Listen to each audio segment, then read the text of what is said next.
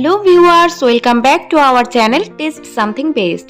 আজ আমি তোমাদের সাথে শেয়ার করছি ফুলকো ফুলকো মুচমুচে বেগুনি রেসিপি। বেগুনি করতে গিয়ে অনেকেই কিন্তু হিমশিম খেয়ে যাচ্ছ, হয় ফুলছে না, নয় ফোলার পরে ভাজার পরে নেতিয়ে যাচ্ছে, বিভিন্ন রকমের প্রবলেম দেখা দিচ্ছে। তো সেই সমস্যার সমাধান করতে আজকে কিন্তু দারুণ দারুণ টিপস রয়েছে তোমাদের জন্য। জানতে হলে দেখতে থাকো পুরো ভিডিওটা।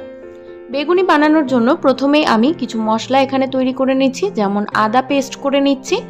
এরপরে আমি কিছুটা কাঁচা লঙ্কা পেস্ট করে নেব। তোমরা যদি চাও তোমরা কাঁচা লঙ্কা পেস্ট নাও করতে পারো, আর শিলে নাও বাটতে পারো। তোমরা কিন্তু চাইলে মিক্সিতে করে নিতে পারো, অথবা আদা গুঁড়ো মানে যেটা কিনতে পাওয়া যায়, আর চাইলে কিন্তু শুকনো লঙ্কার গুঁড়ো দিতে পারো। তবে কাঁচা লঙ্কাটা কিন্তু স্বাস্থ্যসম্মত, সেই জন্য আমি এটাই পছন্দ করি। তো তোমরা তোমাদের পছন্দ মতো ঝালটা দেবে। আমি কয়েকটা লঙ্কা এখানে বেটে নিচ্ছি। লঙ্কা বাটার সময় একটু নুন দিলে লঙ্কাটা বাটা খুব ভালো হয়, সেই জন্য একটু নুন দিয়ে দিচ্ছি। ভিডিওটা যদি সম্পূর্ণ ভালোভাবে তোমরা দেখে থাকো তাহলে আশা করি আজকে থেকে তোমরা সবাই পারবে বেগুনি বানাতে, যদি ঠিকঠাকভাবে এইরকম পদ্ধতিতে ট্রাই করো। তো বন্ধুরা, ভিডিওটা ভালো লাগলে অবশ্যই লাইক, কমেন্ট আর শেয়ার করতে ভুলবে না। আর চ্যানেলে নতুন হয়ে থাকলে অবশ্যই চ্যানেলটাকে সাবস্ক্রাইব করে নেবে, পাশে থাকা বেল আইকনে ক্লিক করে দেবে, অলে প্রেস করে দেবে সমস্ত ভিডিও নোটিফিকেশন সবার প্রথমে পাওয়ার জন্য।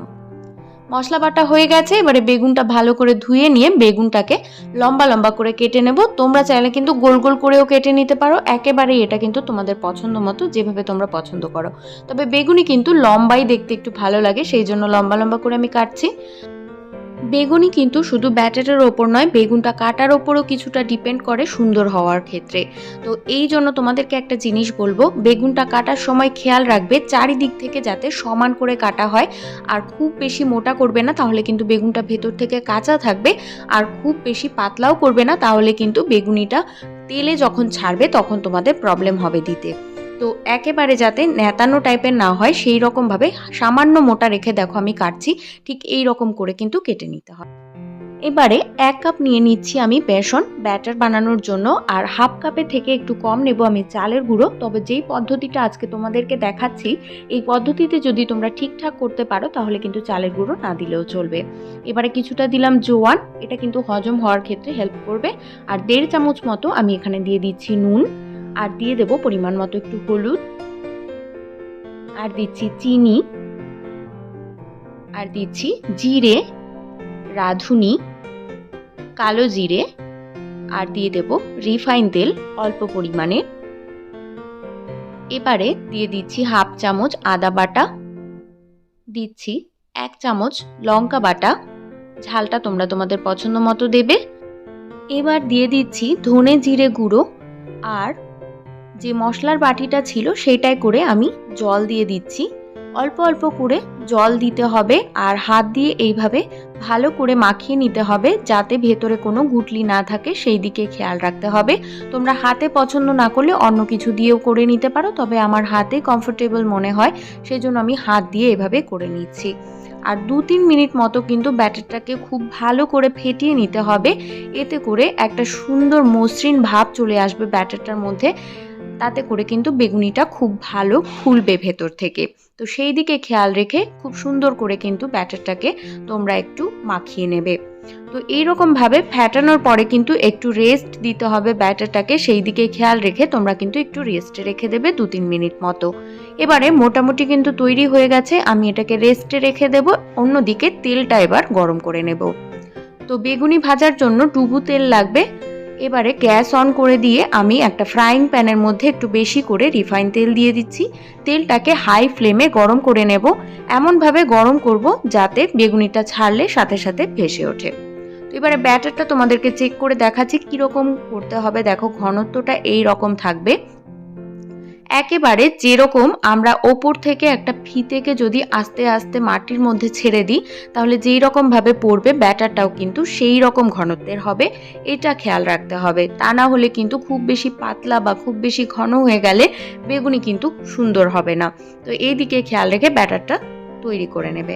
তো এইবারে দেখো তেল গরম হয়ে গেছে, তোমাদেরকে আমি আর ব্যাটার দিয়ে চেক করে দেখালাম না, তেল কিন্তু একদম ঠিকঠাক পরিমাণে গরম হয়েছে। তোমরা চাইলে ব্যাটার ফেলে দেখতে পারো, যদি সাথে সাথে দেখো ব্যাটারটা ভেসে উঠছে তার মানে বুঝবে তেলটা কিন্তু তৈরি হয়ে গেছে পারফেক্ট একদম বেগুনির জন্য।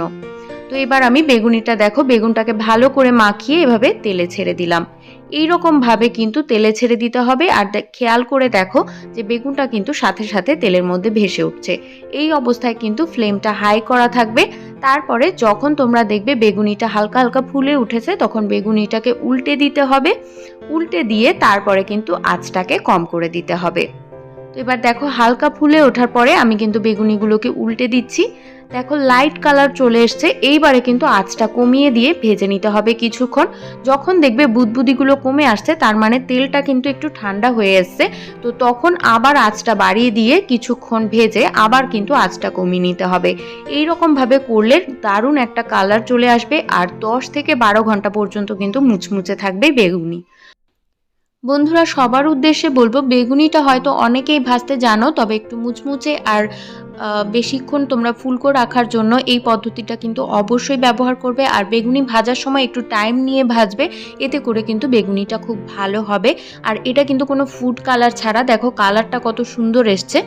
তো এই রকম ভাবে করলে কিন্তু ভীষণ স্বাস্থ্যসম্মত হয়। আমরা দোকানে খাই ঠিকই, কিন্তু দোকানের খাবারে কতটা ভেজাল থাকে অথবা কোন তেলে ভাজা হয়, হয়তো নিত্যকার টিফিন ওরা তৈরি করে দোকানে, বিভিন্ন দোকানের তেলটা হয়তো একই থেকে যায়। তো সেই দিকে খেয়াল রেখে, স্বাস্থ্যের দিকে খেয়াল রেখে তোমরা কিন্তু বাড়িতে বানাতে পারো। বিশেষ করে বাচ্চা বা বয়স্কদের জন্য অবশ্যই তোমরা বাড়িতে বানানোর চেষ্টা করো। আর এইভাবে বানালে কিন্তু দারুণ হয়। তোমরা একবার হলেও ট্রাই করে দেখো, বাড়িতে বানাও, কেমন লাগলো কমেন্ট করে জানাতে ভুলবে না। তো তোমাদের সুবিধার্থে আমি আরেকবার দেখিয়ে দিচ্ছি। বেগুনটাকে খুব ভালো করে বেসনে মাখাতে হবে, তারপরে কিন্তু তেলে ছাড়বে। তেলে ছাড়ার পরে খেয়াল করবে বেগুনটা যাতে সাথে সাথে ভেসে থাকে, ডুবে না যায়। এরপরে আঁচটাকে একটু বাড়িয়ে দেবে, বাড়িয়ে দিয়ে তখন কিন্তু তোমরা দেখবে বেগুনটা ফুলে উঠেছে হালকা হালকা। বেগুনটা এক সাইডে ফুলে উঠলে তারপরে বেগুনটাকে উল্টে দিতে হবে। হালকা কালার চলে আসলে আঁচটাকে কমিয়ে নিয়ে আবার কিছুক্ষণ ভেজে নিতে হবে। তো এই রকম ভাবে কিন্তু বেগুনিগুলো সব ভাজা কমপ্লিট হয়ে যাবে। ঠিক এরকম পদ্ধতিতে আমি সবগুলো বেগুনি ভেজে নিয়েছি, এরকম ভাবে সার্ভ করে দিয়েছি। তোমরা চাইলে এখানে বিট নুন ছড়িয়ে দিতে পারো। এখন আমার হাতের কাছে বিট লবণ নেই, সেই জন্য আমি দিইনি। তো তোমরা তোমাদের পছন্দ মতো সার্ভ করবে। বন্ধুরা আজকের মতো বিদায় নিচ্ছি এখানেই। তোমরা সবাই ভালো থাকো, সুস্থ থাকো, বাই বাই।